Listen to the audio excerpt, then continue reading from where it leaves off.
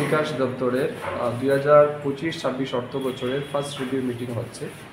এই রিভিউ মিটিংয়ের মূল উদ্দেশ্য হচ্ছে এই বছর সরকারের পক্ষ থেকে যে বাজেট বরাদ্দ করা হয়েছে ডিপার্টমেন্টে, সেটাকে কিভাবে আমরা বাস্তবায়িত করব, আমাদের আরও কী কী পরিকল্পনা রয়েছে। গত বছর যেটা ফিনান্সিয়াল ইয়ারে অর্থাৎ 2024-25 আমরা যে টাকা পেয়েছি সেটা আমরা কতটা কাজে লাগাতে পেরেছি, যে প্রকল্প আমরা হাতে নিয়েছিলাম, টার্গেট নিয়েছিলাম, সেটা কতটা অ্যাচিভ হয়েছে, এই সমস্ত বিষয়ের উপর আজ আমাদের আলোচনা হবে।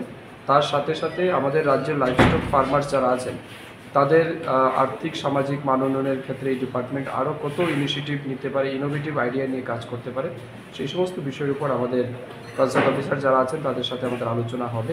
তার সাথে সাথে যারা বিভিন্ন ডিস্ট্রিক্ট থেকে এসেছেন তাদের কাছ থেকে আমরা ফিডব্যাক নেব, গ্রাউন্ড লেভেলে কাজ করতে গিয়ে তাদের কী অসুবিধা হচ্ছে, আরও কী করা যেতে পারে, এই সব কিছুর উপরেই একটা কম্প্রিহেন্সিভ ডিসকাশনে আজ আমরা যাব।